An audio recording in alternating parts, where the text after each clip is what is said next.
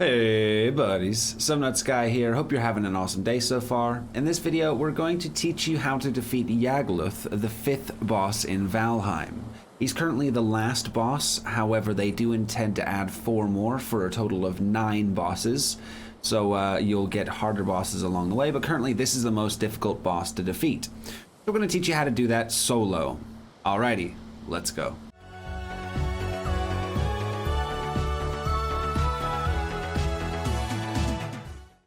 As with any boss, it's good to do a little bit of preparation, set up a forward operating base. Doesn't have to be as nice as this one, but to make sure that you can get your rested bonus, you want to have a full or as much of a rested bonus as you can going into this fight.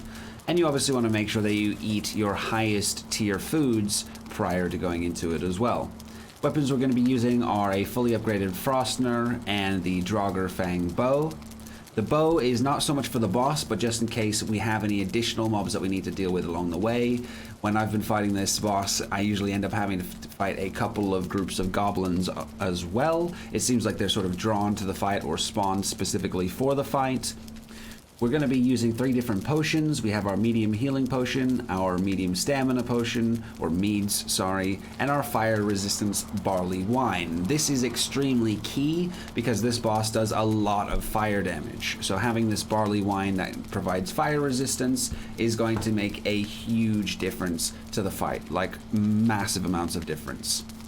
And we've also got our 5 totems, which are required to spawn the boss. These totems can be found in goblin villages, other structures within the plains, or as a drop from certain types of goblins. I believe it's just the shamans and the berserkers that have a chance to drop these. Other than that, I'm actually just using the wolf armor, and I don't have any of the black metal weapons or shield or anything because they're really not necessary. The boss isn't that difficult, but he can hit pretty hard if you don't know what you're doing. So we're all geared up, ready to go. Let's go over there and spawn the boss. Alrighty, so here we are ready to rock. We're gonna drink our fire resistance mead and we're gonna drop our feeling totems, of which we have 5 in the offering bowls here. And we're gonna activate the mystical altar to trigger the sacrifice. This will spawn the boss for us. Now I'm going to commentate the first few parts of this fight and his different move sets, how to deal with them, and then I'm probably going to speed up the rest of the video for you so that it doesn't get super duper long. Now we're primarily going to be using melee here. Arrows do not do that much damage to Yagluth. The frost arrows are the best to use from my experience, as they're doing around 40 something damage. The obsidian arrows, which are normally strong arrows, only do around 19. I don't know if we can see a damage number there, but that is from my experience about what they do. Now he has 3 different attacks. The one that you've just seen is a meteor strike.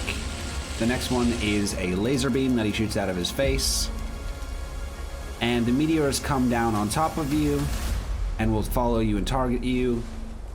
And the laser beam, he also sort of follows you with that as well. Both can be easily dodged just by sprinting in one direction.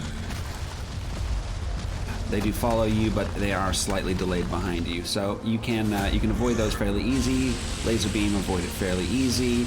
And then you can get in close. Now he also has this melee attack, which has a big burst of fire around it. I don't have my weapon equipped though.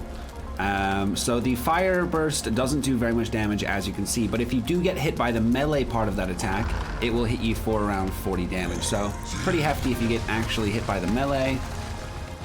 However, it's pretty easy to not get hit by the melee. So he's dropping this again. It means we can get in close and start doing some combos. After melee, you can probably get 2 combos and then have time to back off before the next attack.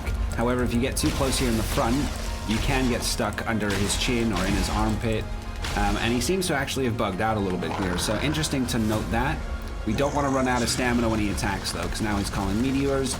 I want to be able to run. We're going to pop an early stamina potion as we have plenty, just to make sure we're in a comfortable spot, and go in and get some attacks on his arm here.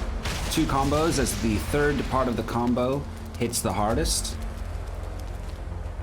It goes for about 100%, 100%, and 200% damage. We can even dodge that laser beam if we're in close. This meteors we're going to have to run though. So we did get hit by a couple of those. They hit fairly hard. And it's the fire that's constantly ticking, which does a lot of damage throughout the fight as well. So that's why the fire resistance potion is so handy. Ran out of stamina there, so we weren't able to get the third part of our combo, which is the biggest part of that damage, or biggest damage of the combo. So that's unfortunate. So we want to kind of regain a little bit of stamina here. Wait for the meteors to come down. Try to not get hit by them would be ideal. Getting close so he drops his melee attack. And we can just tank the melee attack, tank the fiery part of the melee attack. Getting close, do a couple of combos. Okay, can't hit him from there apparently. And then wait for the next set of attacks. We're going to pop an early health potion here as well, as it does have a 2-minute cooldown. It's better to use potions slightly early because they do have a 2-minute cooldown on them. So using them early as opposed to using them at the last second is going to be ideal. And we can kind of stagger the sprinting that we do when dodging his attacks to minimize the stamina reduction as well. So as the meteors are coming down, you can kind of sprint up, sprint up, sprint up, and that'll help to reduce the amount of stamina that you're using. Now sometimes in between attacks, he does get caught in these weird little moments where he doesn't really seem to be doing much. That's when you want to be in there dealing a lot of damage. So he dropped that attack. He's now going to do his melee attack. I'm going to tank the fiery part of it. Ooh, he hit me with the melee. So I was too close there and I get hit with the actual sort of melee burst part of that attack. So that hit me for about 50 damage. Obviously not ideal. You know, he's now just vibing. And he doesn't always do this, but sometimes if you notice he's doing that thing where he just kind of looks at you menacingly, but he isn't actually attacking or doing anything, get in there and do some damage. Otherwise, just make sure you're getting in there in between. This is the melee attack. We're going to get hit by it, which is unfortunate. We have 45 seconds left on our healing potion. We're going to stay in here and do some more damage. We can get another combo off before he goes again. Now we need to back out. We're going to use a stamina potion again early to avoid having to be in a tense situation. Now we can probably speed up the rest of this fight for now. He's on about half HP, and I've talked about most of the strats I wanted to talk about. If I think of anything else along the way, I will make sure to unspeed it up and talk about that with you guys. All right, let's go.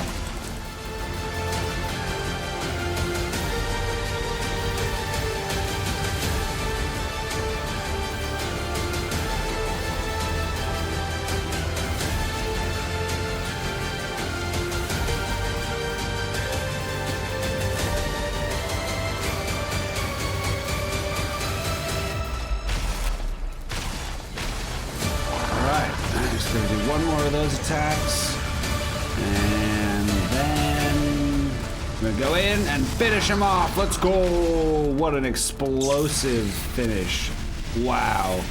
Kaboom! And there we go. Happy days. We get these Yagluth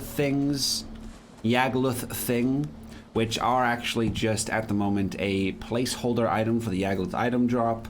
Obviously early access, these things will be implemented as time goes on, and I'm sure this will have a purpose to it in future. However, guys, that is how you defeat Yagluth as a solo player without too much trouble. You just need to have the right preparation, the right potions, the right knowledge, which of course you now have. If you liked the video, give it a thumbs up. If you would like to see more content like this, consider subscribing. I've been streaming Valheim on my Twitch channel, twitch.tv/SomeNutzGuy, most days, and it would be great to see some of you guys there. Otherwise, we're going to continue doing a Valheim video a day until we run out of ideas. If you have any suggestions for videos or things that you would like to see me do, feel free to leave those in the comments as well. Hope you all have a beautiful rest of your day. Take care.